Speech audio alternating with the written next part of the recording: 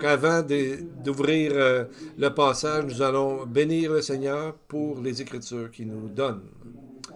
Seigneur, nous te louons, toi qui es le Seigneur, le Dieu de l'univers, qui nous a donné la parole de vérité, qui a semé parmi nous la vie éternelle.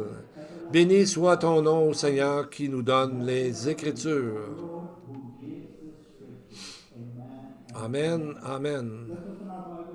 Alors, nous sommes rendus au chapitre 7 de l'Exode et on peut regarder les versets en avant. On a appelé cette étude les 10 actes de grâce, alors qu'on parle des 10 plaies, qui sont en réalité 10 jugements ou 10 punitions. Le mot plaie en hébreu, c'est mégaphé, qui vient du mot nagap, qui veut dire de frapper. Et c'est souvent utilisé pour décrire une épidémie qui frappe. Alors, qu'est-ce qui est si gracieux à propos de ça? Voyez-vous, quand on regarde la section des 10 plaies, c'est un long segment de 5 chapitres d'Exode, chapitre 7 à 11. Et on voit à travers ça comment Dieu est patient et qui attend et attend. Et on dirait que Dieu, dans le fond, c'est comme s'il ne voudrait pas frapper, il ne voudrait pas punir. Il prend le temps, il avertit encore, il envoie des alertes, il prend son temps. Donc on voit qu'il temps après temps, il répète afin que plusieurs retournent et se repentent. Et parce que ce mal ne peut être soumis que par une chose, par la repentance, qui empêchera le jugement d'arriver. Et c'est exactement ce qu'il fait aujourd'hui. Et c'est pour ça qu'il attend, qu'il n'est pas encore revenu, parce qu'il veut que le plus grand nombre possible soit sauvé. Et on voit que la façon que Dieu travaille pour les 10 plaies, pour protéger son peuple, c'est beaucoup de la même façon qu'il travaille aujourd'hui. Disons les 10 plaies, les sangs, les grenouilles, les poux, les moustiques, les épidémies, les ulcères, la grêle, les sauterelles, les ténèbres et finalement la mort des premiers-nés. Alors on voit en avant, et chaque plaie est choisie de façon très soigneuse et il y a un message pour chacune des plaies. Nous allons voir une symétrie. Il y a un monsieur Rashban, un rabbin français du 11e siècle, qui a commencé à les diviser en 3 groupes et ensuite les autres ont suivi ça. Les 10 plaies peuvent être divisées en 3 sections de 3. Et ensuite, il y a la dernière, la mort des premiers-nés. Donc, la division est vraiment facile à voir dans le texte, que chaque section de 3 plaies commence et finit de la même façon. Ça commence là le matin, alors que Moïse approche Pharaon pour l'avertir qu'il y a un jugement qui va arriver.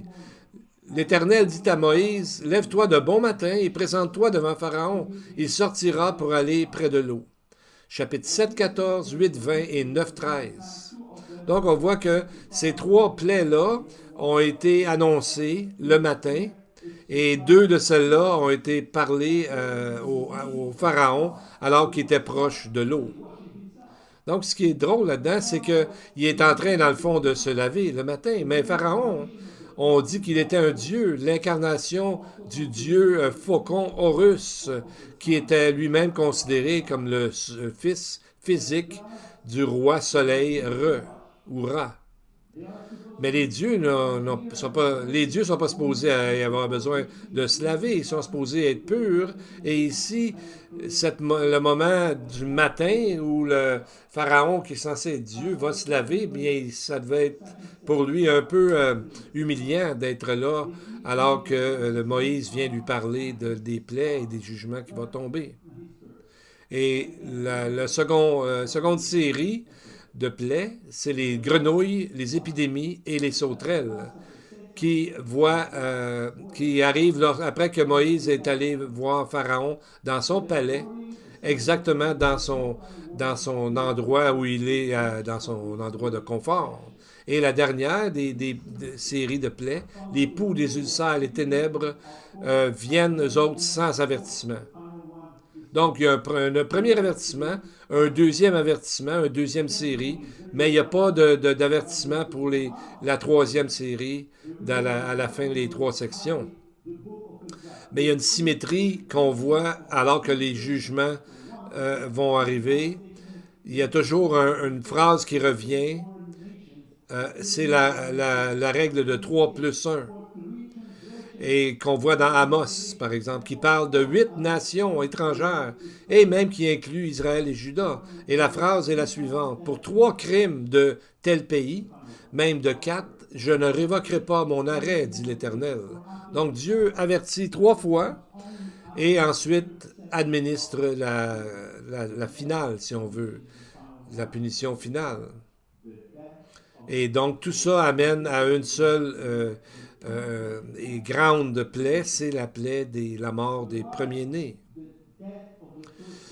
Parce que pendant qu'il y a eu les 9 premières plaies, ben, il y a eu des gens qui sont morts. Et pourquoi que la mort des premiers-nés est tellement cruciale? C'est ce qu'on pourrait appeler grâce par-dessus grâce. Le premier-né est choisi parce que c'est là que est le message de la rédemption finale, de la rédemption que Dieu va opérer à travers le salut pour toutes les nations. Donc, cela ça finit par voyons, la mort des premiers-nés. Parce que Dieu savait qu'il était pour lui-même envoyer son premier-né, son fils unique, pour en arriver à régler tous les problèmes, tous les jugements, parce que le jugement tombera sur Jésus et non sur ceux qui croient en son œuvre de rédemption.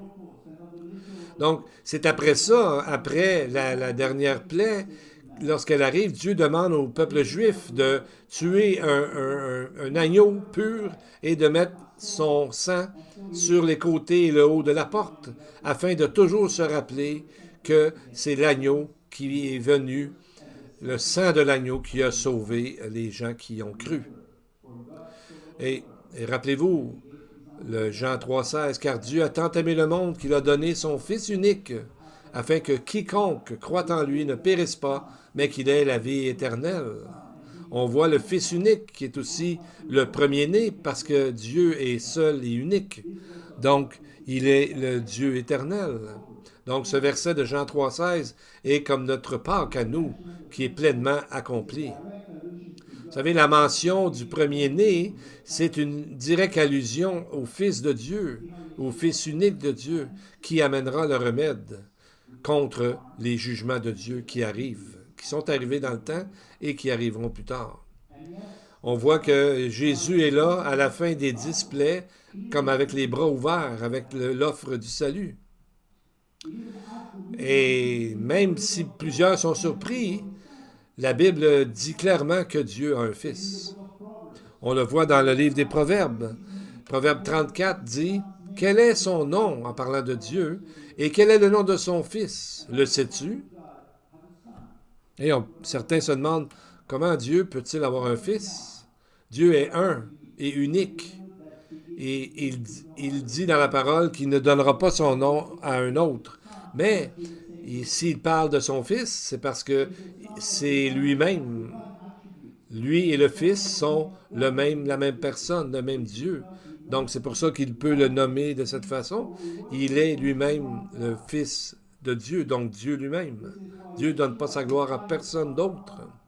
C'est pour ça que Jésus a dit dans l'Évangile, « Moi et le Père, nous sommes un. » Il a dit aussi à Philippe, « Si tu m'avais vu, si tu m'as vu, tu as aussi vu le Père. » Donc, de plusieurs façons, à travers les 9 plaies terribles, Dieu, dans tout son amour et sa grâce, dit à travers cette dernière plaie qu'il va venir lui-même dans la personne de son Fils unique pour prendre tous les jugements et pour montrer aux gens le chemin du salut.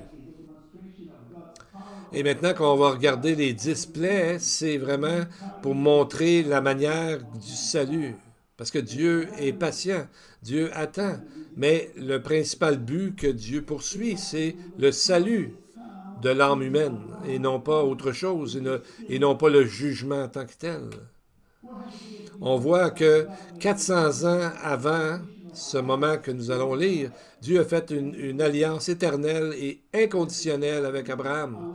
Genèse 12, verset 3, « Je bénirai ceux qui te béniront, et je maudirai celui qui te maudira. » et toutes les familles de la terre seront bénies en toi.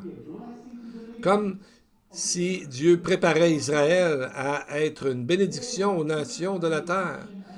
Ils étaient maudits par les Égyptiens, mais en faisant ça, ils ont eux-mêmes fait tomber une malédiction sur eux.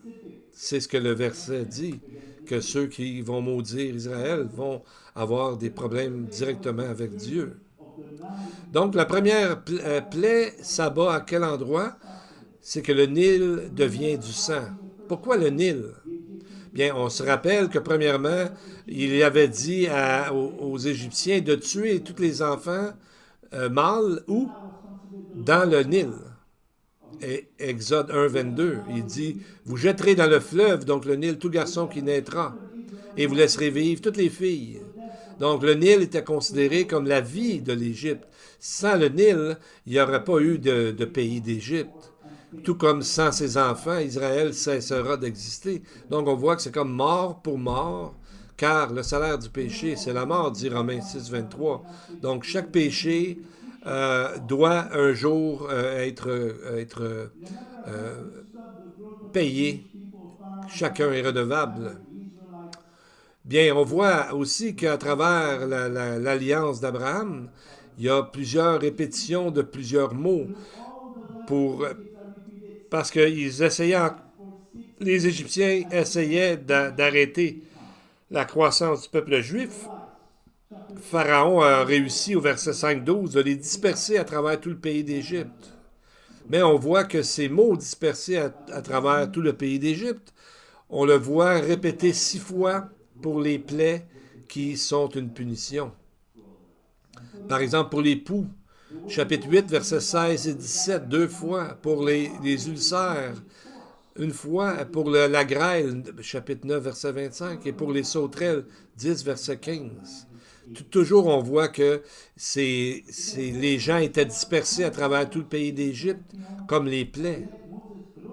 Et voyez ce que Dieu a dit à Moïse de faire, versets 8 et 9.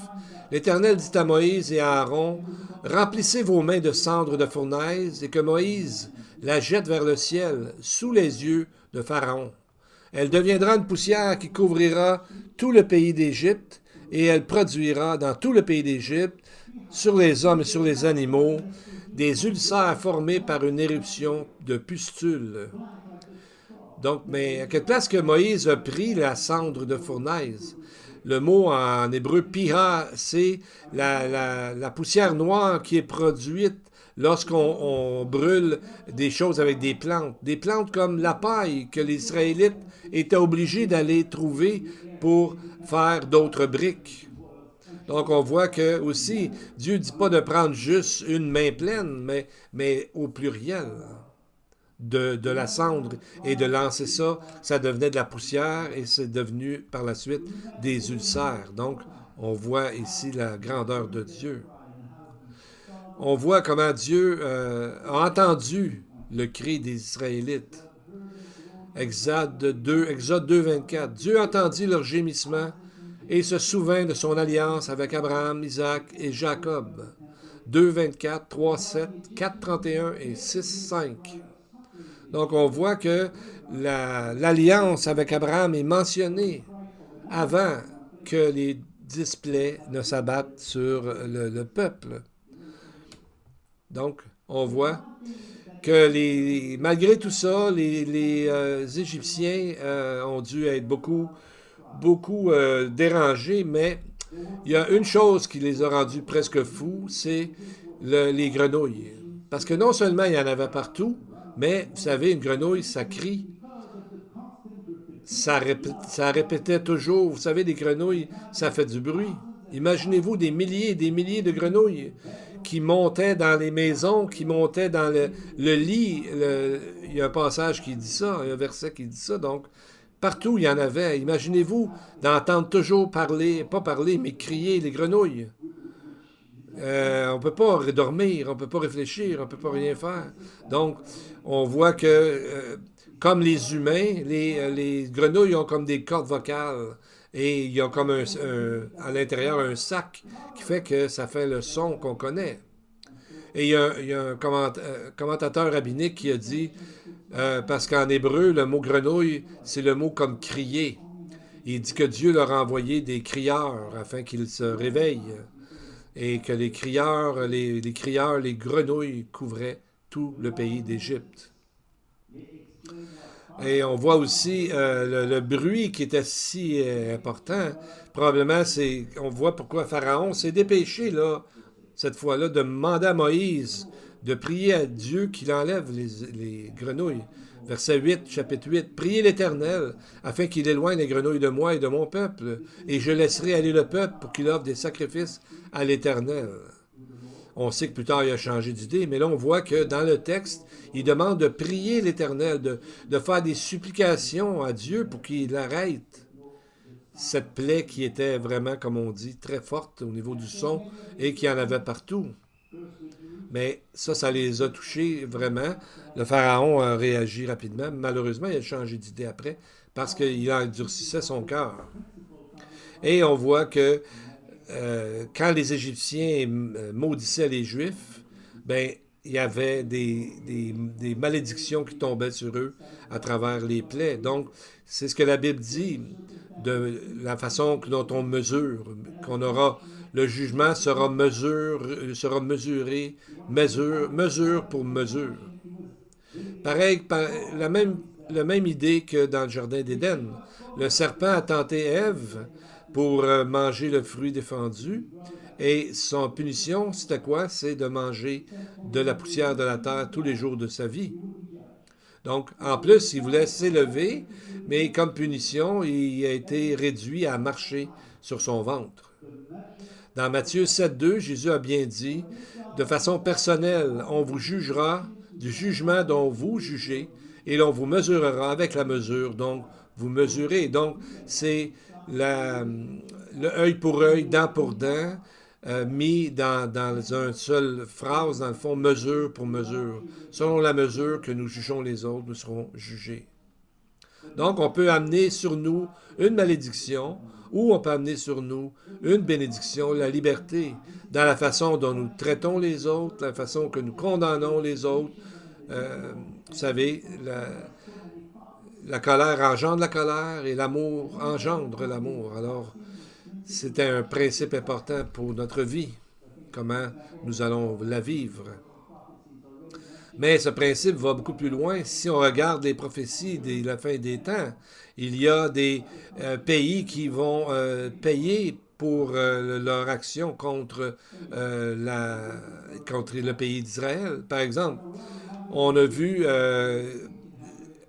le principe que ceux qui maudissent les Juifs ont des problèmes. On voit ça avec la Russie, l'Allemagne après la Seconde Guerre mondiale et l'Espagne après l'Inquisition. Vous savez, l'Espagne, au début, il y avait beaucoup de Juifs. Il y avait 500 000 Juifs qui vivaient là-bas. Mais un jour, on leur a dit de se convertir au catholicisme ou de mourir ou encore d'être déportés. La famille de M. Gabizon était là à ce moment-là et ont décidé de quitter pour aller au Maroc. Mais après l'Inquisition, parce que dans l'Inquisition, à cause de ça, plusieurs gens sont partis parmi les Juifs. Il y avait des gens éduqués, il y avait des banquiers, des hommes d'affaires, des avocats, des scientistes, des docteurs. Ils sont partis. Et dans une histoire de l'Inquisition en Espagne, il y a un auteur qui a dit ceci. Les commerces et manufactures furent fermés et plusieurs produits auparavant exportés par l'Espagne devaient maintenant être importés, mais à plus grand prix. Donc on voit que le pays est tombé sous le résultat, d'après d'avoir maudit les Juifs, bien, ça s'est retourné contre eux. Et récemment, on a reçu une lettre, j'en ai reçu une moi-même, de me demandant si je voulais retourner en Espagne. Il y avait une liste de 5000 noms. Et le nom de M. Gabizon était dedans pour inviter les Juifs à retourner. Mais c'est quand même étrange, c'est qu'il voulait avoir des Juifs pour avoir une économie plus florissante. Mais malheureusement, on a vu dernièrement, ils ont retourné à leur ancienne haine, si on veut, et se retourner contre les Juifs. Il y a, par exemple, le Conseil des relations étrangères, une organisation non partisane, a écrit en mai 2024 que l'Espagne est l'endroit où l'antisémitisme, les attitudes antisémitistes grandissent le plus, euh, le plus gros en Europe de l'Ouest. Donc, on voit que l'alliance avec Abraham est en action, a toujours été en action, et ça va être de cette façon que les nations seront jugées, comme le Seigneur l'a dit dans plusieurs prophéties bibliques. Donc, on voit ici que le vrai miracle des 10 plaies, c'est que la souffrance d'Israël, dans le fond, a été entendue par Dieu, comme on a dit, et s'est arrêtée tout de suite après la première plaie. Parce que durant toutes les plaies qui se sont abattues, on peut imaginer que les Égyptiens étaient bien trop occupés à essayer de survivre. Alors que les Israélites ont eu quand même un temps de repos. Ils ont même eu le pays de Goshen, où les Israélites avaient été parqués, si on veut, et ils ont été épargnés, au moins des 7 plaies de la faim. Donc, parce que les Égyptiens n'avaient plus le temps pour les persécuter. Ils étaient trop occupés à trouver de l'eau alors que le Nil avait tourné en sang. Ils étaient trop occupés à essayer de chasser les grenouilles partout dans leur maison et de les entendre toujours crier. Et ils étaient aussi trop occupés à se gratter parce qu'il y avait des poux, puis il y avait des moustiques. Et ensuite, imaginez-vous, la grêle, puis les sauterelles, puis les ténèbres. Donc, les Égyptiens n'avaient pas le temps d'être méchants plus qu'il faut avec les Juifs parce qu'ils étaient trop occupés eux-mêmes à survivre. Donc,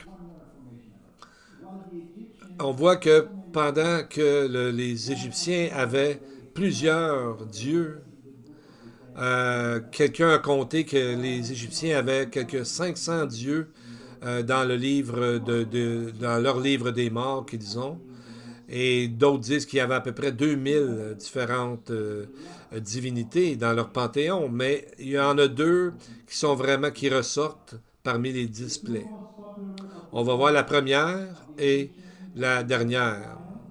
Les deux plus populaires dieux étaient le dieu du Nil et le dieu du soleil, le dieu Ra. Le dieu du Nil était Osiris, qu'on disait qu'il avait ressuscité des morts. Euh, et on voit que dans le calendrier de Dieu, Osiris était le premier à tomber parce que la mer est devenue de sang. Et l'autre faux dieu, Ra, était vu comme le premier king du pays, le premier roi, pardon, du pays, et de qui tous les pharaons descendaient, mais il a été destitué de tout son pouvoir de lumière et à place, il y a eu quoi? Des ténèbres. Pour la plaie du Nil, Dieu a dit, Exode 7, 19, il y aura du sang dans tout le pays d'Égypte, dans les vases de bois et dans les vases de pierre. On lit souvent ces deux mots de pierre et de bois pour décrire des faux dieux qu'ils avaient fabriqués. Donc on parle d'idolâtrie, quelque chose qu'on voit partout, et on voit beaucoup dans le livre de l'Apocalypse. Et à la fin, on voit que le faux système religieux de Babylone, on le décrit dans Apocalypse 9, 20. Les autres hommes qui ne furent pas tués par ces fléaux ne se repentirent pas des œuvres de leurs mains, de manière à ne pas adorer les démons, les idoles d'or, d'argent, d'airain, de pierre et de bois, qui ne peuvent ni voir, ni entendre, ni marcher. Donc on voit que ça va être la même chose dans l'Apocalypse. Les gens ne se repentiront pas, c'est curieux, mais c'est comme ça. Ils vont s'endurcir. Donc, il y a seulement une personne qui peut nous délivrer de tout ça, c'est le Seigneur Jésus-Christ. Amen. Et on voit ici, c'est comme une non-création, parce que si on regarde dans beaucoup de mots qu'on trouve dans le texte d'Exode, se trouvent dans le livre de l'Apocalypse, de la Genèse, donc le livre de la création. Parce que Dieu, quand il crée quelque chose, c'est lui qui décide. Il est lui le propriétaire de la terre, du pays. Et on voit que les deux premières plaies ont rapport avec l'eau. On parle du sang et des grenouilles. Tout comme la terre a été couverte par l'eau au début dans Genèse. Les deux autres plaies ont rapport à la terre, les poux et les moustiques. Comme la terre a été divisée, a été sortie de l'eau, maintenant ils sont réunis comme à nouveau dans cette plaie. Les deux dernières plaies sont en rapport avec l'air, les épidémies et les ulcères qui viennent comme dans les airs. Dans Genèse, ils ont été créés. Ici, on voit qu'ils euh, euh, causent la mort du bétail dans l'Égypte. Et on voit qu'il y a eu des plaies encore plus sévères. On voit que il faut que même Pharaon apprenne que la terre est à l'Éternel. Exode 9, 29. La raison pour qu'il y ait de la grêle et du feu, Dieu dit, c'est afin que tu saches que la terre est à l'Éternel. Alors même le pays d'Égypte appartient toujours à Dieu. Et il y a une autre symétrie dans la façon que les plaies sont arrivées que nous allons reconnaître, c'est qu'il y a une intensité croissante dans les plaies et dans leur force, dans la grandeur de la plaie, dans le sérieux de la plaie. Les premières trois plaies, la première série, sont une nuisance. Mais l'eau du Nil qui devient en sang, les grenouilles et les poux, était plus une source de nuisance et d'irritation. Mais personne n'était mort encore. Ensuite, la deuxième série, il y a des moustiques, des épidémies, des ulcères. C'est encore un peu plus pire, un peu sévère. L'homme est attaqué directement. Donc, le texte dit même que les moustiques les dévoraient. Ça devait être des moustiques assez gros ou assez carnivores. Psaume 118 nous dit ceci, que ça les dévorait. Et aussi, l'épidémie était toute sur le bétail d'Égypte. Et c'était sur des animaux qu'ils adoraient. Et d'autres animaux qui se servaient pour l'agriculture et même pour la guerre. On en mentionne 6 différents, les chevaux, les ânes, les chameaux, le bétail, les brebis et les boucs. Et on voit finalement que après toutes ces plaies, on voit qu'il va y avoir une plaie terrible avec la mort qui va arriver. On voit qu'il y en a qui ont compris parce que Exode 9.20 dit que certains des serviteurs de Pharaon craignirent la parole de l'Éternel et firent retirer dans les maisons leurs serviteurs et leurs troupeaux. Donc on voit que Dieu a touché des gens qui étaient pourtant parmi les ennemis, parmi les Égyptiens. Donc, de la parole de Dieu, on peut être sauvé par la parole de Dieu ou on peut être jugé par la parole de Dieu. C'est ce que ce texte nous enseigne surtout. Parce que Dieu a dit dans l'alliance avec Abraham, en toi toutes les familles de la terre seront bénies et ceux qui maudissent Israël seront maudits. C'est de la part de Dieu. C'est ce que Dieu a dit. Et en plus, les autres plaies, on voit que ça n'affectait pas Israël. Spécialement la plaie des ténèbres. Parce que le texte dans 10.23 nous dit « Mais il y avait de la lumière dans les lieux où habitaient tous les enfants d'Israël. » Fait qu'imaginez-vous, il fait noir partout, vous voyez rien, mais là-bas, à l'horizon, où est-ce qu'il est le pays de Goshen, vous voyez une certaine lueur, parce que là, il y a de la lumière. Pourquoi? Parce que c'est là qu'Israël demeure. Et en plus, combien de temps que ça a duré, selon 10, verset 22, pendant 3 jours. D'épaisses ténèbres dans tout le pays pendant 3 jours.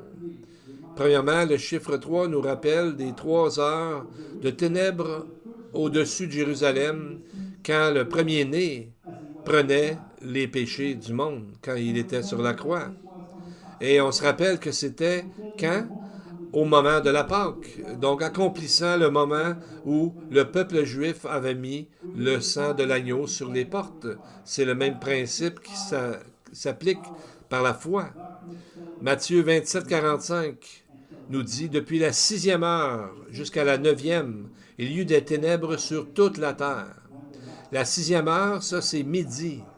Et jusqu'à la 9e heure, donc jusqu'à 3 heures de l'après-midi, alors que procédait le dernier sacrifice du temple, le dernier agneau à être sacrifié durant la journée. Et la 6e heure du jour 14 de Nisan était le moment où le Talmud avait demandé à tous les peuples, tous les gens du peuple juif de trouver tout le levain dans leur maison et de le faire brûler, de l'envoyer de la maison. Et imaginez-vous, à ce moment-là, ils étaient pris dans les ténèbres complètes pendant 3 heures. Parce que Dieu n'était pas pour laisser son Fils mourir sur la croix sans faire quelque chose de spectaculaire pour que le monde vraiment soit étonné et se mette à réfléchir pardon, à ce qui est en train d'arriver.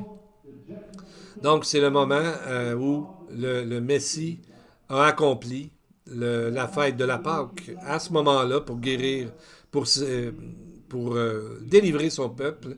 Et dans le futur, il est mort sur la croix, il a ouvert la voie pour la vie éternelle.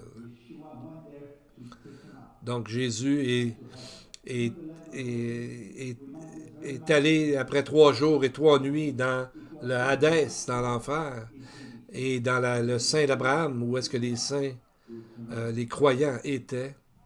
Et Jésus est allé les prendre là, puis les a emmenés au paradis qu'il a créé à ce moment-là. Et on voit aussi dans notre passage ce matin des liens avec un grand message du salut parce qu'il contient aussi des avertissements aux choses qui vont arriver. Quand on regarde dans la symétrie, on voit une symétrie dans la même chose qui amènera au second retour de Jésus, à la seconde venue de Jésus. Il y a une série dans l'Apocalypse, on voit les sceaux, les trompettes et les coupes. Donc c'est le même principe. Il y a une symétrie, puis il y a une intensité. Ça grandit toujours de pire en pire. On voit que c'est toujours un moment où, même dans le jugement, il y a toujours comme un pays comme Goshen pour ceux qui s'adressent à Dieu et qui croient en Dieu, et Dieu va les préserver de tout le mal qui va arriver sur cette terre. Bien, pour conclure, au début de l'étude, nous avons vu que Dieu a eu une grande patience avant de faire tomber son jugement. Il a averti, je ne sais pas combien de fois, et il fait la même chose aujourd'hui. Il avertit, il étend sa main pour que les gens viennent à la repentance et se tournent vers lui, se tournent de leur monde habituel et faire un U-turn, comme on dit, un demi-tour et se tourner vers Dieu par la repentance. Donc on voit aussi, en rapport avec la fin des temps, Jésus, quand il amène les prophéties de la fin des temps, dans Matthieu 24, dans Marc 13, il parle des signes qui vont amener à la fin. Et il donne des détails. Et il parle dans sa présentation des signes qui vont arriver juste avant la toute fin. Il parle des douleurs de l'enfantement. Le terme douleur de l'enfantement, c'est un seul mot en grec et en hébreu qui veut dire qu'il y a une croissance dans le nombre de signes et dans l'accroissement de la force et de l'intensité jusqu'à temps que la fin arrive. Donc, on voit des signes présentement dans l'arène politique où les gens, dans le fond, il y en a plusieurs qui sont en guerre ou se préparent pour la guerre. Et on voit que juste avant la deuxième venue, nous verrons la grandeur de la croissance, de l'antisémitisme. Et on voit aussi la température qui est tout à l'envers. Donc, si ça ne sont pas des signes, bien, c'est parce qu'on ne veut pas vraiment le voir, regarder ça. Parce que Dieu est au courant de tout. Et c'est Dieu qui contrôle tout. Et en terminant, on voit que Dieu, à travers les 10 plaies, il dit une chose, afin que tu saches. Je pense que c'est là le message principal de tout ce texte. 8, 10. Afin que tu saches que nul n'est semblable à l'Éternel, notre Dieu. Verset 22. Afin que tu saches que moi, l'Éternel, je suis au milieu de ce pays. 10, 2. Vous saurez que je suis l'Éternel. 9,14, afin que tu saches que nul n'est semblable à moi sur toute la terre. 9,29, afin que tu saches que la terre appartient à l'Éternel. 11,7, afin que vous sachiez quelle différence fait l'Éternel entre l'Égypte et Israël. Donc, il y a un message très important, c'est de voir que Dieu est toujours actif aujourd'hui et il sait toutes choses. Il veut qu'on se tourne vers lui par la repentance, par la prière, et nous serons sauvés parce que Jésus est le seul qui peut sauver et donner le salut. Et la semaine prochaine, nous verrons, la prochaine étude, nous verrons l'histoire du salut dans le récit de la Pâque qui suit le texte que nous avons étudié ce matin. Vitkadal vitkadash shemeraba. Exalted and hallowed be his great name in the world, which is created according to his will. May establish his kingdom in our lifetime and in our days and in the lifetime of the whole household of the congregation of God, speedily and at a near time. May his great name be blessed forever and to all eternity. Let us give praise to God on high. He is blessed and is to be blessed, for no one is like you, Lord. For you are great in holiness and doing wonderful things. Blessed are you, O Lord our God, the God who is great, powerful, and revered, the God most high. Blessed are you, O Lord, for you are the shield of Abraham. And Lord, remind us to be still and know that you are God. Remind us that the Lord of hosts is with us. The God of Jacob is our refuge. And for those here needing a very present help in trouble, I ask that you display yourself to them. Dislodge fear for them. Multiply grace and peace upon them. And may the evil one be soon crushed under their feet. We pray all this in the name of Yeshua. And to the congregation, the Lord bless you and keep you. The Lord make his face shine upon you and be gracious to you. The Lord lift up his countenance upon you and give you peace. Amen and amen. May the Lord bless you all. Amen.